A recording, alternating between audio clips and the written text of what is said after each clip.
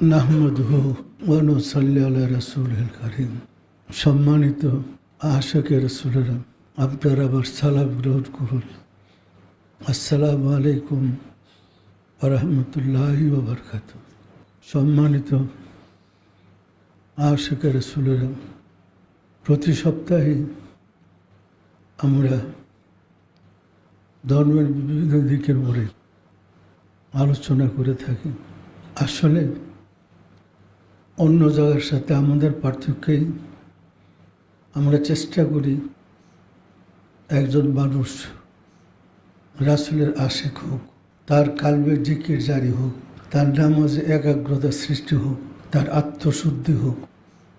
আমরা চেষ্টাগুলো করি এবং মানুষ যেন মোমেন হইতে পারে, ইবাদদার হইতে পারে, তার জন্য আমরা দরবার শরীফ এবং বিভিন্ন খানকা শরীফে নিয়মিত তালিমের ব্যবস্থা করি। আল্লাহকে পেতে হলে আল্লাহকে পাওয়ার বিদ্যাটা শিখতে হবে। আল্লাহকে পাওয়া যায় না, কথাটা ঠিক না, এটা ভুল কথা। আল্লাহকে পাওয়া যায়, অসংখ্য মানুষ আল্লাহকে পেয়েছে। 1,24,000 নবী রাসূল, ওনারা কি আল্লাহকে পায় নাই? ওনারা মৃত্যুর পরে পাইছে? দুনিয়াতে থাকতেই তো পাইছে। মুসা আলাইহিস সালাম তো যখন আল্লাহরে দেখেছিলেন আগুন মনে করে, ওইখান থেকে রাস্তা হারিয়ে গেছিল, পথের সন্ধান আনার জন্য রওনা করেছিলেন। তোর পাহাড়ে গিয়ে দেখে একটা গাছ, ওই গাছের মধ্যে আলো জ্বলতেছে। উনি তো মনে করছে এটা আলোই না আগুনই। কাছে যাওয়ার পরে ওই আগুন থেকে কথা আসতেছে, হে মুসা, তোমার পায়ের জুতা খুলো, আমি তোমার প্রভু, আমি তোমার প্রতিপালক। তখন মুসা আলাইহিস সালাম পায়ের জুতা খুললেন। আল্লাহ এবং মুসা আলাইহিস সালাম সামনাসামনি কথাবার্তা হইল। মুসা আলাইহিস সালামকে নবুয়্বতি দান করলেন এবং বললেন, ওমা তিলকা বিয়ামিনিকা ইয়া মুসা, হে মুসা, তোমার ডাইন হাতে কি? কালা হে আসা। উনি বললেন, এটা আবার লাঠি। এটি দিয়ে কী করো? গাছের পাতা পারি, পাগলটি খাওয়াই, এটা দিয়ে আবার আরও কাজ লাগে। তখন বললেন, এটা ছাড়ো, আবার হাতে ফেলে দাও। তখন মুসা আলাইহিস সালাম লাঠির হাত থেকে মাটিতে ফেলে দিলেন। বিরাট অজগর হইয়া এই সাপটা মাটি ফানা ধরে অজগর হয়ে লাফাজবা করতেছে। মুসা আলাইহিস সালাম এই অবস্থাকে ভয় পেয়ে দিলেন দৌড়। এখন আল্লাহর সাথে কথা নাই, উনি দৌড়া পালাইতেছে। আল্লাহ বলতেছে, হে মুসা, আমার সামনে আমার কোনো বান্দা আমাকে ফেলে দৌড়া পালায় না, তুমি পালাচ্ছ কেন? এটা তো তোমার কোনো ক্ষতি করবে না, তুমি থামো, তুমি পালায় না, তুমি থামো। এরপরে মুসা আলাইহিস সালাম ভয়ে কাঁপতেছে আর থামছেন। দেখা কাছে নিলেন, অনেক কথা বললেন, বললেন, আমি তোমাকে এই কেরামতি অর্থাৎ এই লাঠিটাকে তোমাকে বুঝাতে দিলাম, এটা তুমি প্রয়োজনের যেখানে খুশি ব্যবহার করতে পারবে। সম্মানিত আশিকে রাসূলেরা, যখন মুসা আলাইহিস সালাম তার দল নিয়ে ওই দেশ ছেড়ে চলে যেতেছিলেন, তখন ফেরাউন তার সৈন্যবাহিনী নিয়ে আক্রমণ করছিল, দাওয়া করছিল।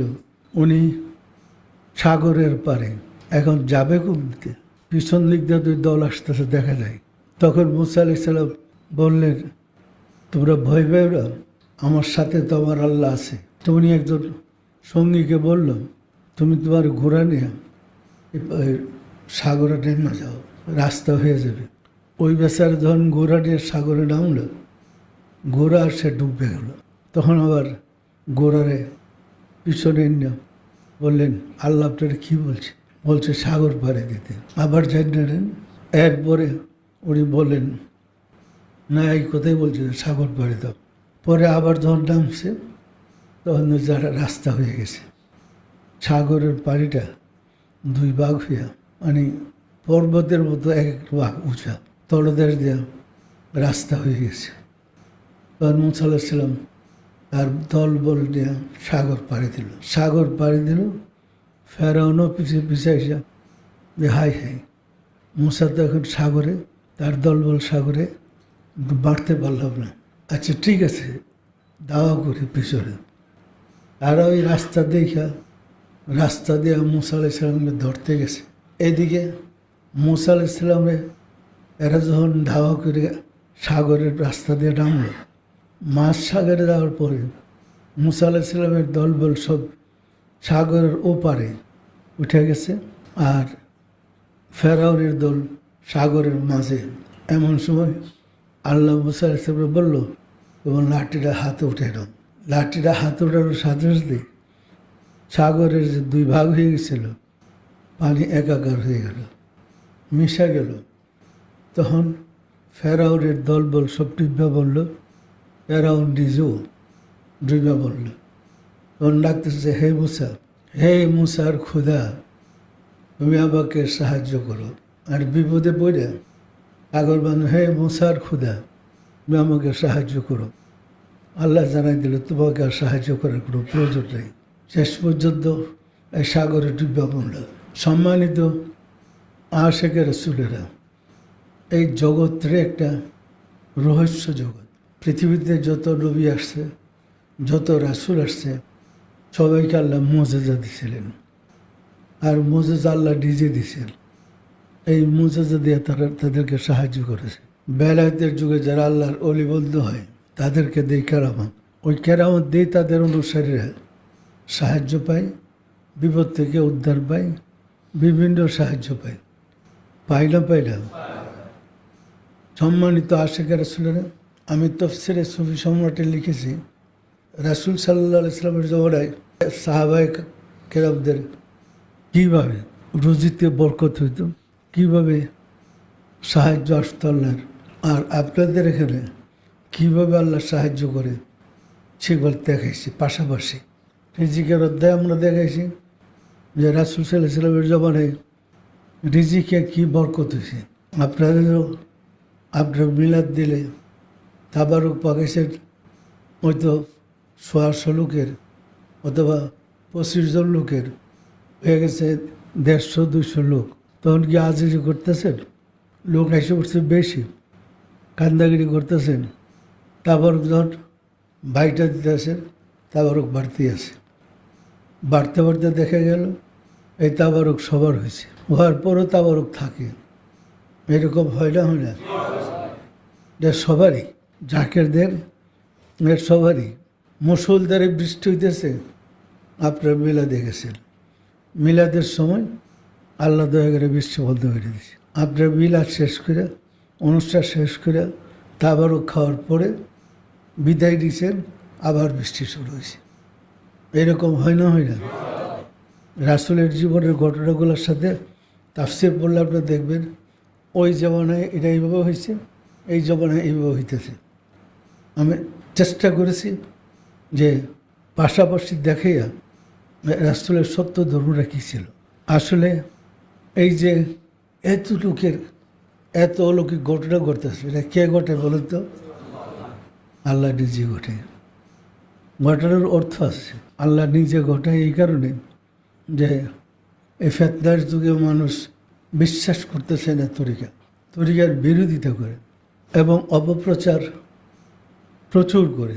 ফলে আল্লাহ অলৌকিক মুজিজা, অলৌকিক কারামত দেখাইয়া মানুষকে সাহায্য করে না। সম্মানিত আশিকে রাসূলেরা, তো আল্লাহর বিশেষ দয়া। এই দয়ার দ্বারাই তো আল্লাহ সৃষ্টি জগৎ পরিচালিত করছেন।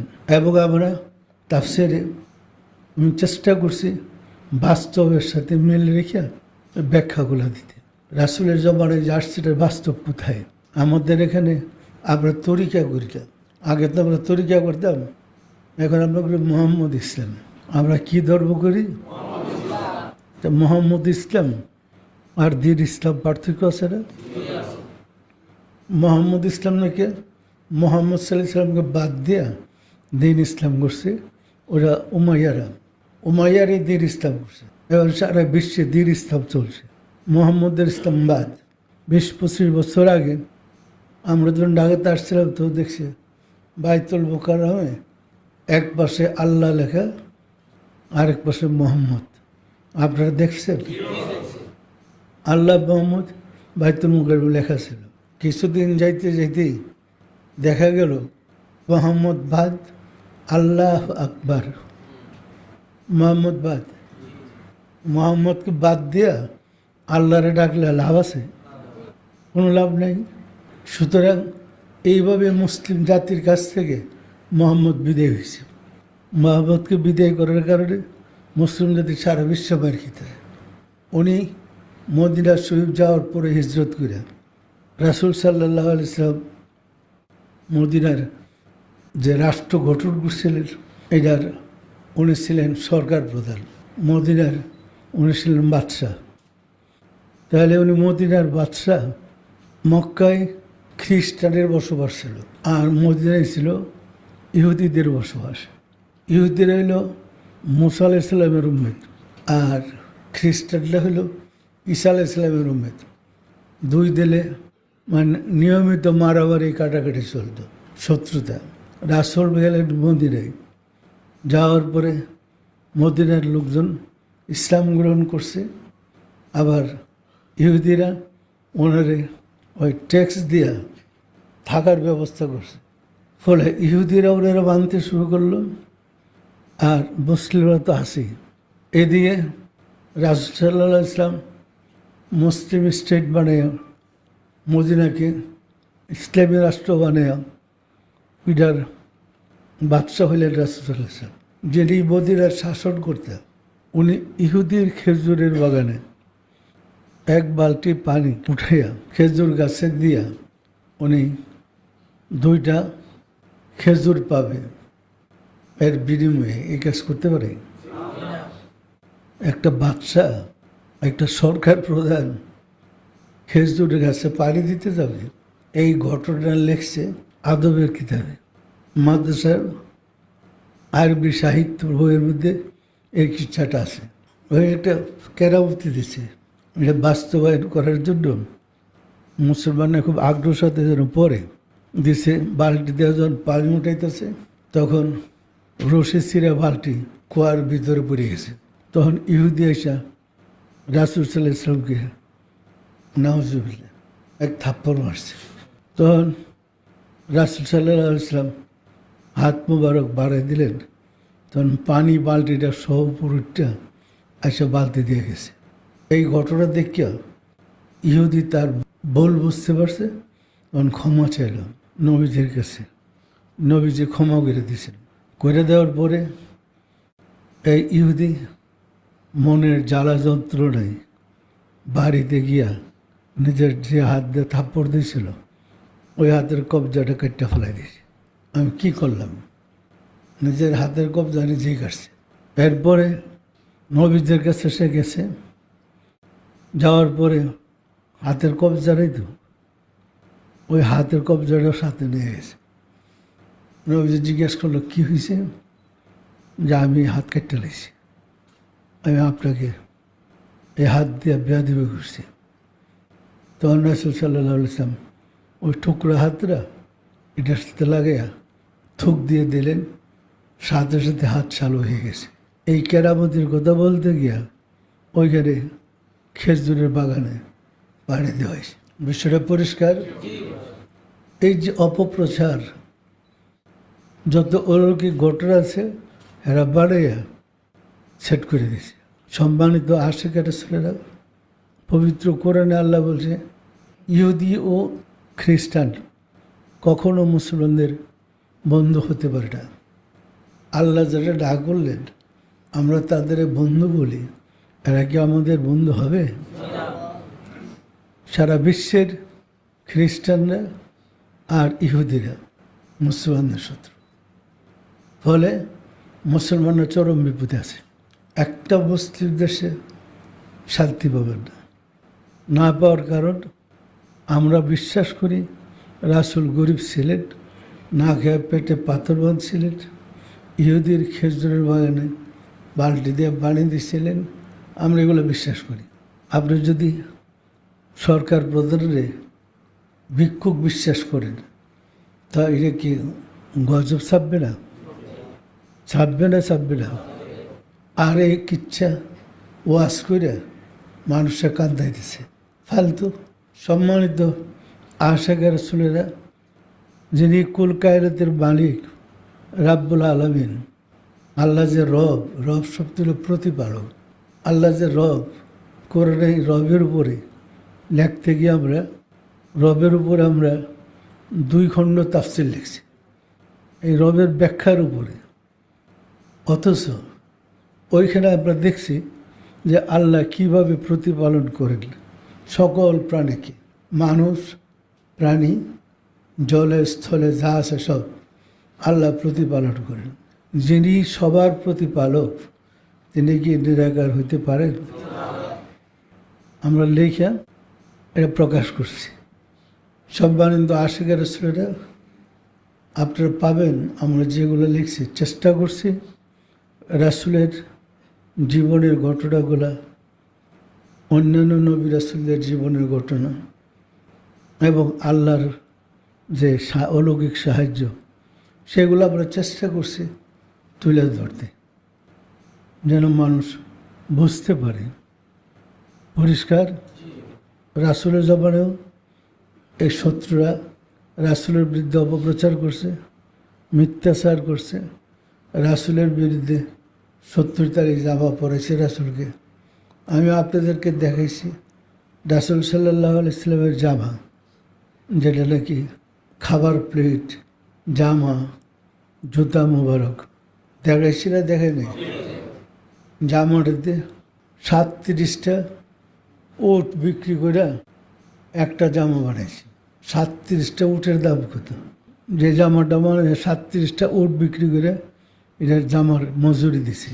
আর যে কাপড় চোপড় আপনাদেরকে দেখাইছি, এ তো দেখলে প্রাণ জোড়াই, স্বর্ণের জরির জামা, এটার বিরুদ্ধে এই মিথ্যাচার।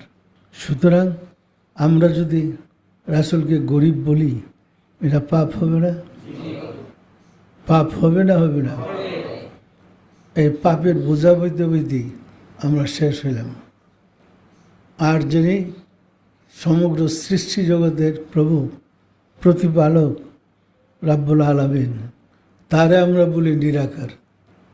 নিরাকার শব্দের তো কিছুই না। আল্লাহ কি কিছুই না? আল্লাহরে তো দুনিয়াতে দেখা যাবেই না, আবার পরে আল্লাহ কিছুই না, নিরাকার।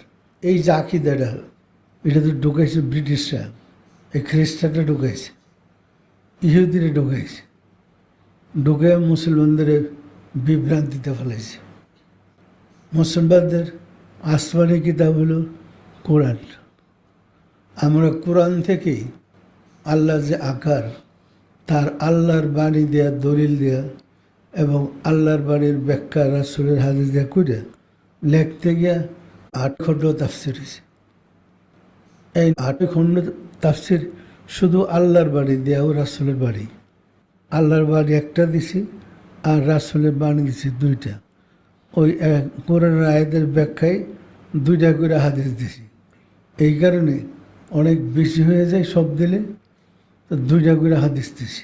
তাতে দেখছি যে তাফসীর 8 খণ্ড হয়ে গেছে।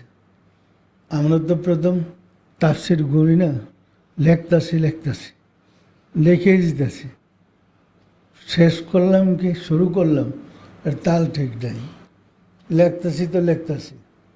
এরপর একদিন ওনাদেরকে বললাম, আচ্ছা বাইর করুন তো। এবার তো হসপিটালতে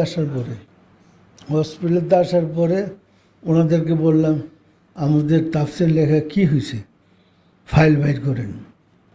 ফাইল বাইর করে মেলানোর পরে ওই দিন জানতে পারলাম 8 খণ্ড হবে। এর আগে কিন্তু আমরা জানি না, লেখতাছি এক দাসে লিখে গেছি। সম্মানিত আশিকের রাসূলেরা, আল্লাহ পাকের পরিচয়। আমার মুর্শিদ আমার উপরে আমাকে বলছিলেন, আমি যখন মুর্শিদের দরবারে ছিলাম, আপনি ধর্মের সংস্কার করে কিতাব লেখেন। অনেকবার কথাটা বলছে। ওনার হুজরাত শরীফে গিয়ে দাঁড়ালাম, তো ওনার মাতৃরাইটার একটা কলম ছিল। আগে আমাদের দেশে মাতৃরাইটার কলম ছিল, মাতৃরাইটার কলম আর একটা সাদা কাগজ আমার হাতে উঠে দিয়ে বলে, আপনি ধর্মের সংস্কার করে কিতাব লেখেন। তাই বলছি, বাবা আমি মাপ চাই, আমার পক্ষে সম্ভব না। না আপনি পারবেন না। আমি বললাম বাবা আবার মাফ করে আমি পারবো না। 3বার বললেন, আমি 3বারই ক্ষমা চাইলাম। পরে কাগজ কলম রেখে দিলেন। পরে আমি চিন্তা করতেছি যে উনি যে বলে আমি কেমনে করব। আমি জানি আমার পক্ষে আমার জ্ঞান বুদ্ধি দেয়া যে ধর্মের সংস্কার করা ভীষণ কঠিন। সুতরাং পুরাপুরি ধর্মটা জানলে তাহলে সংস্কার করা যায়। আমি তো রাসূলের ধর্ম পুরাপুরি জানি না। ওই সে আছে তাহাদিস বলে কি সব জানা হইল। এরপরে প্রায়ই আমাকে বলতেন, আপনি ধর্মের সংস্কার করে কিতাব লেখেন, আপনি পারবেন। আমি সবসময় ক্ষমা চাইতাম। এরপরে আরেকদিন মসজিদ থেকে যাইতেছিলাম হসপিটাল, গেটের সামনে গিয়ে আমাকে বললেন, মহাব্বিয়া আপনার কিতাব লিখতে বলছিলাম, লিখছিলেন? আমি বললাম না বাবা লিখে নাই, আমি চিন্তা করতেছি কী করব। এরপরে আরও একদিন শেষে লাস্টে উঠে আমাকে যখন আমি বলছি যে আমি লিখি নাই, তখন ওনার চেহারা মুবারক লাল হয়ে গেল। আমি বুঝলাম উনি আমার উপর অসন্তুষ্ট। সেটা আসর নামাজের সময়। এরপরে আমি ওই মসজিদ থেকে বের হলি, জামা মুবারক গায়ের খুলে গেঞ্জি গাইতে যাইতেন। তা আমি জামা মুবারক হাতলে সাথে সাথে যাইতাম। যখন লাস্টের দিন যখন বলছে আমি বললাম যে আমি লিখি নাই, তখন ওনার চেহারা মুবারক মলিন হয়ে গেল, লাল হয়ে গেছে, অসন্তুষ্ট। তখন আমি ভয় পেলাম যে মসজিদ যদি আমার উপর অসন্তুষ্ট হয়, আমার তো যাইবার জায়গা নেই।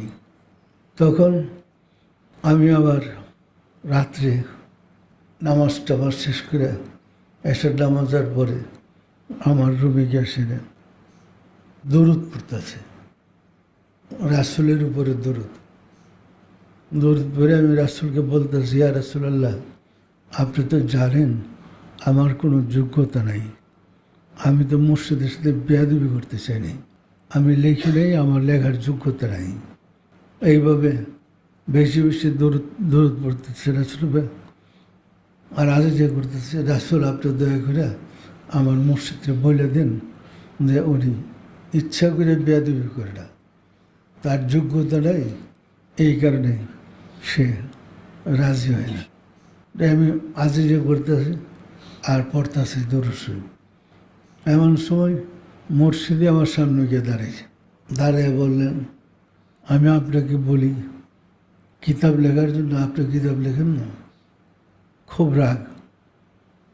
তখন আমি ক্ষমা চাইতেছি। বলে, তুমি আমার কথা শুনো না, কিসের ক্ষমা?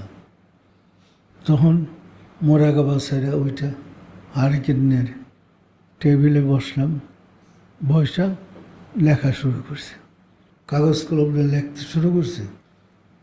তার মুহূর্ত অতি গোপনে নূরে যাচ্ছিল দরাগারে, নূরে মোহাম্মদী পৃথক করিয়া নিজেকে প্রকাশ করে, নূরে মোহাম্মদী হইতে সমস্ত নূর করিয়া যোধা, সৃষ্টির লীলা শুরু করেছেন দয়াময় খোদা। এইভাবে ছন্দে লিখতেছিলাম। ছন্দ ধরে আমার মতো অসুখ হয়ে গেছে যে আমি ছন্দ ছাড়া কথা বলতে পারি না। বাসায় গিয়ে আমার স্ত্রীর সাথে কথা বললো, ছন্দে কথা বলতাম। মুর্শিদের সাথে কথা বললো, ছন্দে কথা বলতাম। এই ছন্দে কিতাব লেখা শুরু হয়েছে। কিতাব লিখলাম বেশ কয়েকটা। এরপরে আমি কাজ করে লিখতে গেলে একদার্সে লিখতেছি, কোথা থেকে আসে এটার আগা পাশা বিশ্রে বাইরা, কিন্তু হইতেছে। সম্মানিত আশেকের রাসূলেরা, এরপরে তো ঢাকাতে আসলাম, এখানে এসে কয়েকটা কিতাব লিখছে। এরপরে তাফসিরের সুফি সম্রাট দেওয়ানবাগি, এটা যখন ধরছি তখন এ নিয়েই আসি। এটা আমার সব কাম, খাবার দাবার খবর নাই। আমার স্ত্রী ইন্তেকাল করছে, তার লাশ আমার খাটের মধ্যে শোয়ে রেখে 1.5 দিন তো ছিল, আমি এখানে এসে তাফসীরের কাজ করতেছি, মানে আবার মন দিল দিয়ে তাফসীরের কাজ করতেছি। আমার স্ত্রী যে মারা গেছে, আমার কোনো সুখতাপ নেই। এই অবস্থা, এইভাবে আল্লাহ দয়া করছে, তাফসীর লেখা শেষ হয়েছে 8 খণ্ড। এইভাবেই তাফসীর হলো। তো উনি চাইছিলেন যে আল্লাহর পরিচয়টা ধরে আমি তুলে ধরি। এটা আমি অনেক শতাধিক সংস্কার করছি ধর্মের, এর মধ্যে শ্রেষ্ঠ সংস্কার হলো আল্লাহর উপরে। সবাই জানে আল্লাহ নিরাকার, আমি দলিল প্রবাদ দিয়ে বাস্তবায়ন করেছি আল্লাহ কার। এটা কি সংস্কার না? এটা তো আমার সবচেয়ে বড় সংস্কার। সবাই জানে রাসূল গরিব ছিলেন, আমি প্রমাণ করছি রাসূল ধনী ছিলেন কোরআন দিয়া। এটা সংস্কার না?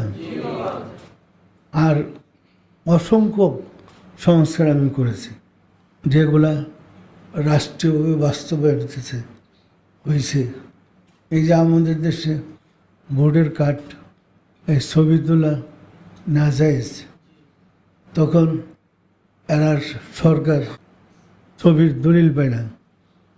ইসলামিক ফাউন্ডেশনটা বলছে তারা দলিল দিতে পারে না।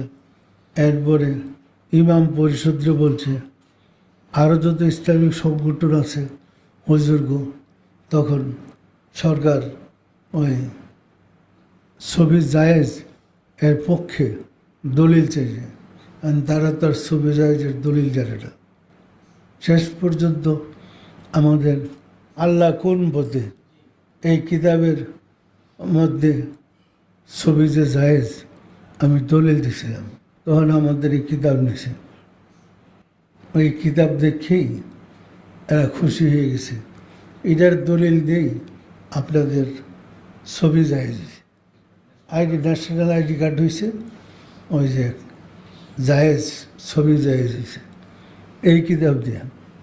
আবার আমার বিরুদ্ধে হুজুরা ফতোয়া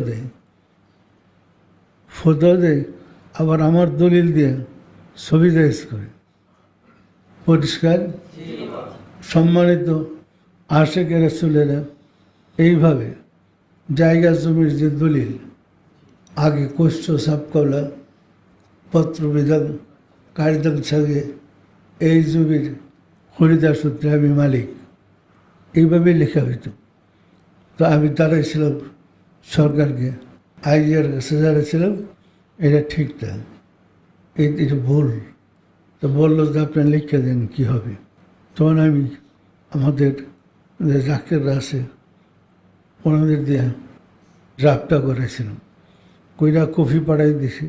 এই কপি দেখেই আইজিআরে সব সাব রেজিস্টার হয়েছে, চিঠি পাঠাই দিছে যে এইভাবে হবে। বিসমিল্লাহির রহমানির রহিম। পরম করুণা বলবৎ আল্লাহ তাআলা, যিনি আসমান জমিনের প্রকৃত মালিক, আমি তার বন্দা হিসেবে এই জমিনের এই জায়গার ভোগ দখল করে আসিতেছি। আমার দখলীয় সত্তা আপনার কাছে বিক্রি করলাম। এইভাবে দেওয়ার পরে এখন রেজিস্ট্রি হয়েছে সেইভাবে। আমাদের সব মসজিদে দেখা যেত জায়নামাজ, মানে নামাজের বিছানা, এক পাশে কাবাগরের ছবি, আরেক পাশে রাসূল সাল্লাল্লাহু আলাইহি ওয়াসাল্লাম রওজা শরীফের ছবি ছিল না? যত নামাজের ছিল সবার এই নামাজের বিছানা। তখন আমি এটার সম্বন্ধে সরকারকে জানালাম এবং টেলিভিশনে নিউজও করা হয়েছে। এরপরে দেখা গেছে আমাদের দেশের কাবা রওজার ছবির জায়নামাজ তো বন্ধ হয়েছে, মক্কা মসজিদেও ওইখানে এরা কাবা রওজার ছবি দিয়া বাদ দিছে। এখন মক্কায়ও নামাজের বিছান নাই। সম্মানিত আশিক রাসূলেরা আমি অনেকগুলো করছি, অসংখ্য আমি সংস্কার করছি। তা আমার জীবদ্দশাই এইগুলো বাস্তবায়ন হইতেছে। সরকারি ছুটি 82 সালে রবিবারে ছিল আগে, সরকারি ছুটি। তা আমি সরকারের কাছে জানাইছি 98% মুসলমান, আমরা কিসের জন্য রবিবারে সরকারি ছুটি পালন করব? আমরা মুসলমান, আমরা কোনো শুক্রবারে ওইখানে কোরআন হাদিসের দলিল দেয়া যখন জমা দেয়া বলছি, এরপর এটা সরকারের পছন্দ হয়েছে, এটা মেনে নিয়েছে।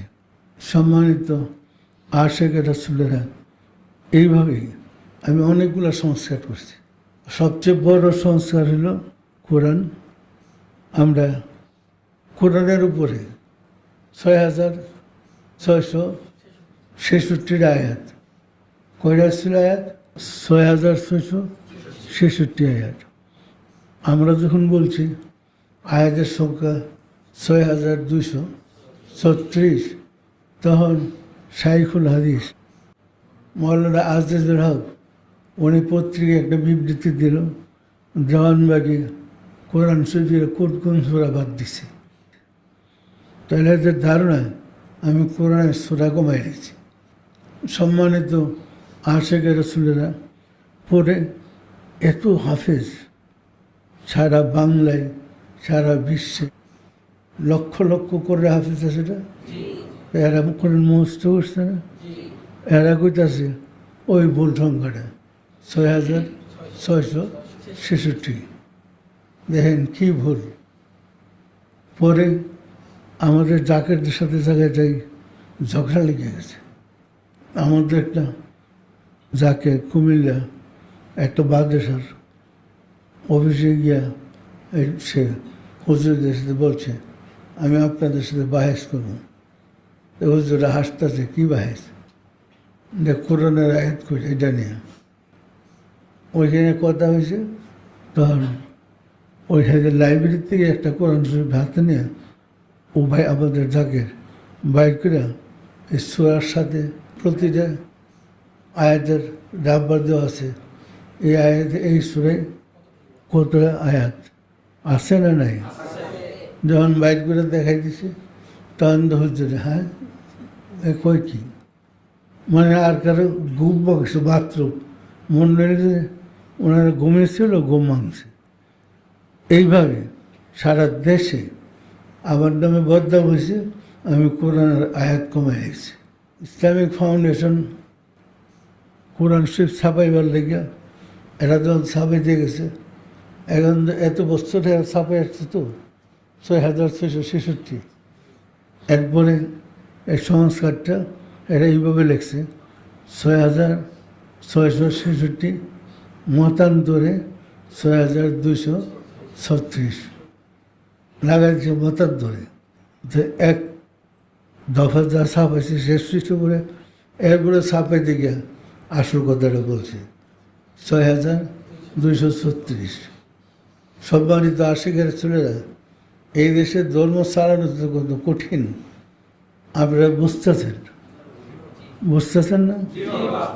জানে না কিছু, কিন্তু ধর্মের পণ্ডিত।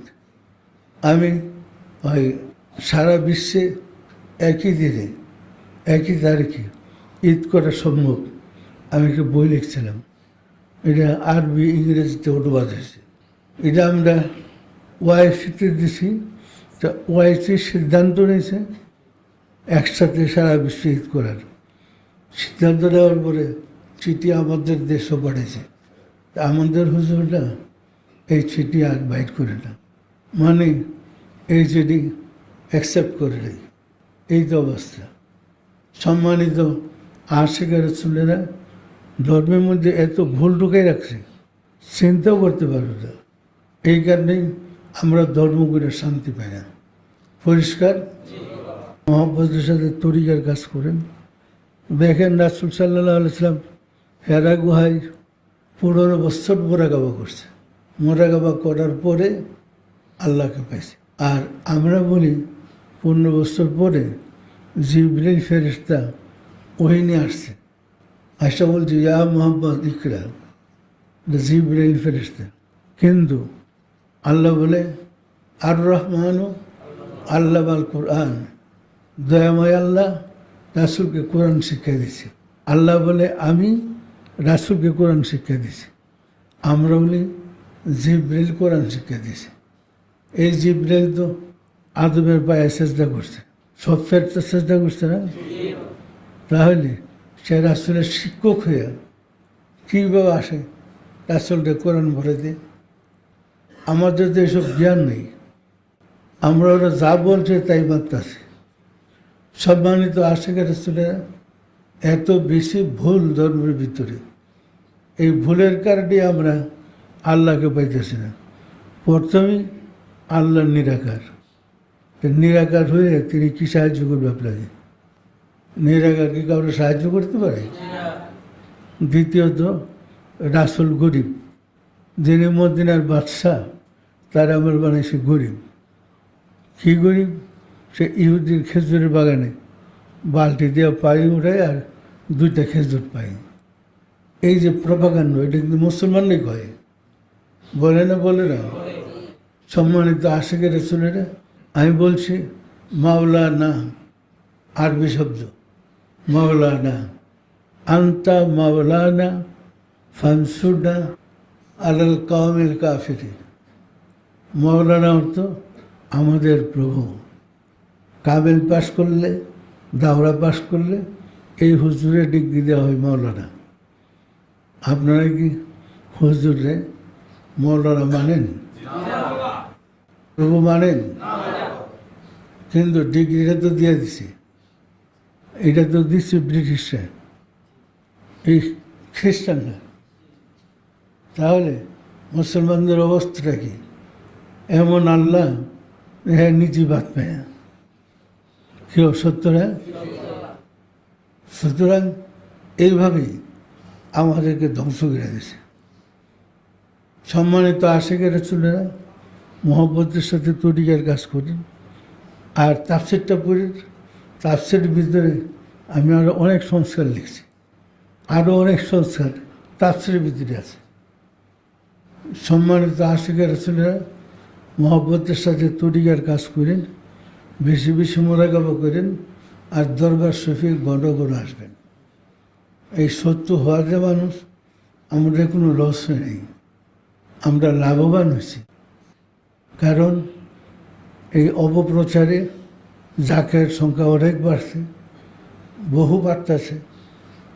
যত মহামানব জগতে আসছে সবার বিরুদ্ধে শত্রু লাগছে। আমাদের রাসূলের বিরুদ্ধে এমন শত্রু, ওনাকে জন্মস্থান থেকে রাত্রের আধারে মদিনায় হিজরত করতে হয়েছে। সত্য নয় কি? তাহলে আমরা রাসূলের ধর্মটা প্রচার করি, তা আমাদের হিজরত করা লাগবে না? লাগবেই তো। এরকম চলতেই তো আছে। সুতরাং মনোযোগ দিয়ে তরিকার কাজ করেন, আল্লাহর সাহায্য চান, আল্লাহ আপনাদেরকে সাহায্য করবেন। আমিন। আউযু বিল্লাহি মিনাশ শাইতানির রাজিম। বিসমিল্লাহির রহমানির রহিম। আস্তাগফিরুল্লাহ রাব্বি মিন কুল্লি যামবিন ওয়া আতুবু ইলাইহি। আয় আল্লাহ, জীবনভর নফসের খাহেশে শয়তানের ফেরেবে যত প্রকার গুনাহ করিয়াছি, সমস্ত গুনাহ হইতে তোমার নিকট তওবা করিতেছি। আয় আল্লাহ, দয়া করিয়া আমার তওবা কবুল করো, আমার গুনাহ মাফ করো। লা ইলাহা ইল্লাল্লাহ মুহাম্মাদুর রাসূলুল্লাহ। সবাই দিলের হাত উঠে বলেন আল্লাহুম্মা আমিন। ওগদাল মাওলাদাল খুদা, অদম কন্নাল ভিক্ষুকেরা বাবে রহমতে পবিত্র জুমার দিনে জুমার নামাজ পড়লাম, মিলাদ শরীফ পড়লাম, আজকের তালিম গ্রহণ করলাম। সবশেষে তোমার শাহী দরবারে তওবা করে জোরহাত করে মাফ চাই। নফসের তাড়নায় রিপুর দুকায় যত ভুল বেয়াদবি করেছে দয়া করে মাফ করে দাও, মাফ করে দাও রে মাওলা। আমাদের ভুল বেয়াদবিকে মাফ করে দাও, আমাদের ইবাদত দয়া করে কবুল করে নাও। এর ফজিলত পৌঁছে দাও তাজদারে মদিনা সরকারে দু আলম হজরত মোহাম্মদ মুস্তাফা আহমদ মুস্তাফা সাল্লাল্লাহু ইসলামের হুজুরে সবদের পোষাও রাসূল পাক সাল্লাল্লাহু আলাইহি ওয়াসাল্লামের সম্মানিত পিতা মাতা, দাদা দাদি, নানা নানি, আল আওলাদ আল আসহাব, আজওয়াজে মুতাহিরিন, আহলে বাইতিন, খুলাফায়ে রাশিদিনদের আরওয়াহ পাকের হুজুরে সব নজর বসাও। খাতুনে জান্নাত মা ফাতেমা রাদিয়াল্লাহু তাআলা আনহা, সাইয়েদনা হযরত ইমাম হাসান ও ইমাম হুসাইন রাদিয়াল্লাহু তাআলা আনহুমা, আরও যারা জগতে শহীদ হয়েছেন সবার আরওয়াহ পাকের হুজুরে দয়া করে সব নজর বসাও। আদি পিতা বাবা আদম আলাইহিস সালাম থেকে রাসূল পাক সাল্লাল্লাহু পর্যন্ত যত আম্বিয়া কিরাম দারুল বাকায় তাশরিফ নিয়েছেন তাদের আরওয়াহ পাকের হুজুরে দয়া করে সব নজর বসাও, সব নজর বসাও। আবার মুর্শেদ পীরে পীর দস্তগীর সুলতানুল মশায়েখ সুলতানিয়া মুজাদ্দাদিয়াতুল ইমাম সৈয়দ আবুল ফজল সুলতান আহমদ রহমতুল্লাহ, তার সহধর্মী হজরত বর্মা রহমতুল্লাহ হুজুরে কুতুবুল আকতাব খাতুনে জান্নাত সৈয়দা হামিদা বেগম রহমতুল্লাহ আলাইহার হুজুরে সব নজর বসাও, সব নজর বসাও। আমার মুর্শেদ পীর দস্তগীর সুলতানুল মশায়েখ সুলতানিয়া মুজাদ্দাদিয়াতুল ইমাম সৈয়দ আবুল ফজল সুলতান আহমদ রহমতুল্লাহ, দয়া করে সব নজর বসাও। আদি পিতা বাবা আদম আলাইহিস সালাম থেকে যত নবী রাসূল জগতের বুকে তশরিফ নিয়েছেন তাদের আরওয়াহ পাকের হুজুরে সব নজর বসাও।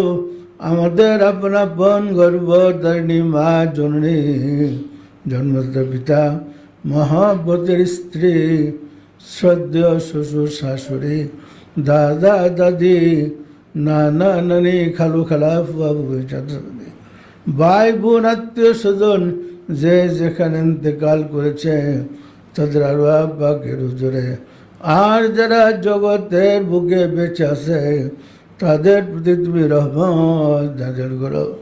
মাওলা গো, আমাদের আশিকে রাসূল বানিয়ে দাও। আশিকে রাসূলদের বিপদ আপদ, বালা মুসিবত, অভাব অনটন দয়া করে দূর করে দাও। আশিকে রাসূলদের তুমি সাহায্য করো। তোমার দয়া ছাড়া আমাদের চলার উপায় নাই। তুমি আমাদের প্রভু, তুমি আমাদের মহান মালিক। আমরা ভুলের সাগরে ডুবে আছি, দয়া করে আমাদেরকে উদ্ধার করো, আমাদের মুনাজাত কবুল করো। আমিন। বাহাক লা ইলাহা ইল্লাল্লাহু মুহাম্মাদুর রাসূলুল্লাহ।